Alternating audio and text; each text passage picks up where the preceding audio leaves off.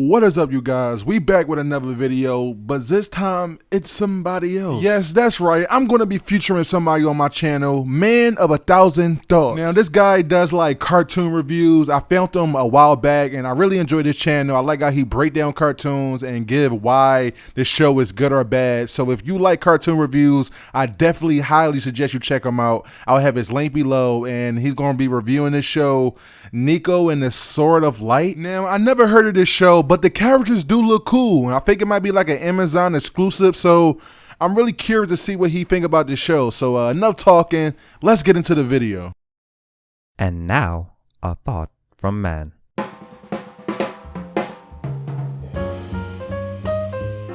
You know, I really enjoyed Amazon's new series, Niko and the Sword of Light. It's honestly a pretty good action-adventure series. It has just nice characters, very colorful world. It's just very enjoyable, honestly.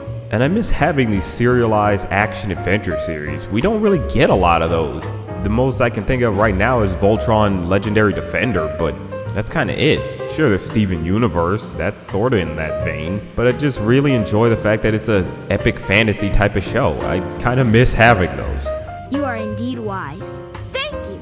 The main premise of the show is about a 10-year-old boy who wakes from a deep slumber and is the last of his kind and must journey to a volcano to defeat the darkness and free his people. It's sort of that coming-of-age story, but honestly they do it pretty nicely with the way the characters are and a lot of the humor. And it's just kind of a nice world to be in. You know, you see all these crazy creatures, see these weird elements added to it. It's just kind of nice. And the thing about the show is it has a lot of good veterans in terms of animation working on it. A lot of the writers, producers, and whatnot all range from shows from like Generator Rex, Phineas and Ferb, Ultimate Spider-Man, just kind of a whole veterans list of great animation writers and producers. And I just kind of like that it's just this great amalgamation of all these great creative minds coming together to make this series. It's just kind of refreshing, honestly. The hopes of all good beings in this fallen world are with you. The characters are pretty fun to be around. You got Niko, who's the main character, who's a very excitable kid, but he's not annoying. You know, they know how to make him kind of noble, honestly. The way he works is that he's supposed to be the next of kin of this lineup of different champions from the past. And the thing is, the champions usually grow to become adults firsthand, and they're not usually kids, but he's the first kid champion. And so he tackles everything in a much more different way. A lot of the past champions wouldn't go and help the civilians, but Niko believes help everybody because that's who we're supposed to be saving. The way Niko goes about trying to save the world and defeat the darkness is by using this thing called the Sword of Light, which helps him dispel the darkness that has corrupted the land and all its creatures. It's a pretty unique sword, honestly, and I just kind of like the design of it. And he also tackles situations with more of a childlike innocence, whereas the heroes are more like, destroy it, punch it, destroy, all that. But his thing is like, no, sometimes you gotta go a diplomatic route, sometimes you gotta go the non-violent route. And I like how they use that here with him, with the fact that he is a kid. Basically, him being a kid plays into him as a character, and that's just very enjoyable.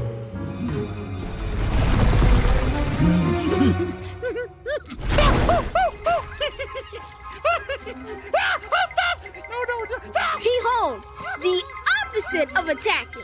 Tickling instead of tackling. Never thought of that. I do what I must to succeed, even if it means not fighting. No, there's a first. But everyone else, it's hit, hurt, attack. I'm fed up with it, I tell you. Niko's joined by this character named Princess Lyra, who they do differently from here, where obviously it's like, okay, your parents are gone, so you're supposed to be a queen. But here there's supposed to be a high council that keeps her from being queen until she's of age. And that kind of makes sense. It's like, yeah, she can't be queen if she's still like a teenager because she's 14. How the hell can she be queen? Granted, by the end of it, she does become queen, even though she's still supposed to technically be 14. But they have some weird thing going on where she's technically thousands of years old, but that's neither here nor there. And the thing about her is she's supposed to be the guide for Niko. She's someone who's guided all the previous champions before him. And she's failed constantly, but with Niko, her thing is she doesn't want this to be another failure, especially since this one's a kid. She knows she can't let this one die at all. especially since he's basically the last one. So you do feel for her goal, because with Niko gone, that's the end of it. Humanity falls and darkness reigns over. So you do kind of understand that feeling for her. And she works with Niko pretty well. She often teaches him lessons about the world that he's now inhabiting, and sometimes he helps her learn lessons about herself. I just kind of like that dynamic between the two. And another thing about her is that she's not a prim and prissy type of princess. She will get into a fight if she has to. She knows combat, and that's honestly pretty cool in my opinion.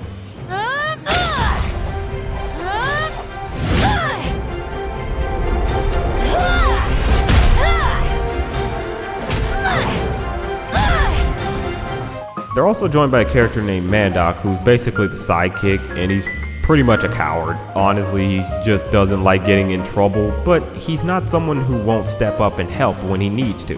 He does believe in helping out his friends whenever the time calls. Even if it does put his life in danger, he's not so cowardly that he would just leave them to die. And I honestly like that about him. He's just kind of a nice character. And all these characters work off each other very well. They help teach each other lessons, they're always there for each other. They just have a great dynamic. You just kind of feel good about yourself watching them as they go along this quest. Not a sidekick. The main villain of the series is called Narest, and he's basically the reason for all the problems that the world they're inhabiting has.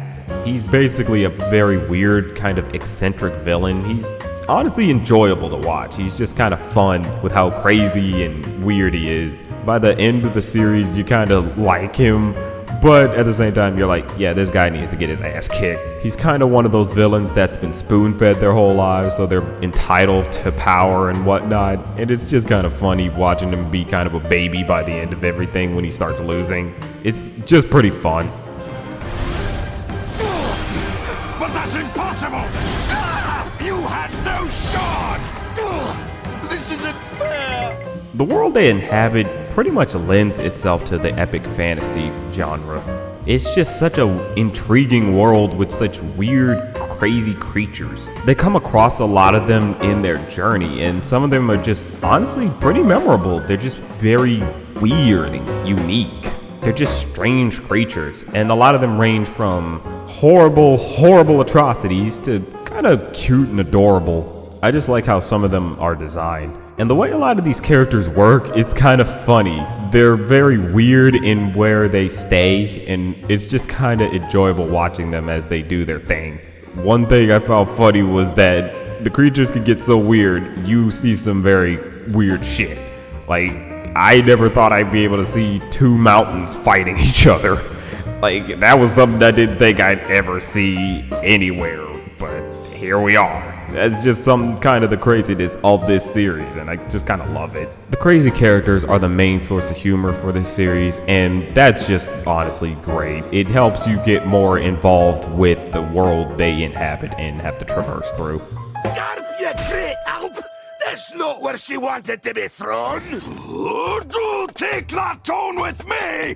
Turn, turn, turn, turn! The animation all around for this series is pretty good. It manages to really bring life to the world. You just kind of find yourself entrapped and engaged by how well everything looks. The lighting, the shading, everything, including the design, is just so amazing and unique. You just find yourself engulfed by it. I find myself getting pretty lost in everything that it's just enjoyable to sit back and just watch the world, honestly. They just did pretty well in communicating how beautiful this world can be. Even though it's supposed to be overrun by darkness, they show there is a lot of beauty to this world when you get rid of that darkness. And I just really like how they communicate that. That's a good one. This is an all-around pretty good series with a very nice sense of adventure. You just kind of get yourself involved in everything and all of the situations the characters go through. And you just find yourself engaged throughout. And the nice thing about it is it has a nice beginning, middle, and end. It's one season long with 13 episodes, and honestly, it tells the story and just gets it right out the way. I just kind of like that. It just tells its story that it wants to tell. I always appreciate a series that can get across what they want to say. I'm just happy we're getting more action-adventure TV shows now. That's something I always missed with animation, and I'm mad it started becoming more of a rarity. I'm just glad we can get more of this now. Sure, we got Voltron Legendary Defender and stuff like Steven Universe, but I'm just glad we can get more because of video streaming services like Amazon. It's just something I find comforting to be able to get more action-adventure series. And it's a good show to honestly binge watch. You get the whole story right then and there in these 13 episodes. You don't have to wait a week, or they try to basically give you 5 episodes in 1 week or anything like that. It's just straight up watch right there on the spot. It's just nice to get even more of this type of stuff. I always really appreciate it. But that's just a thought.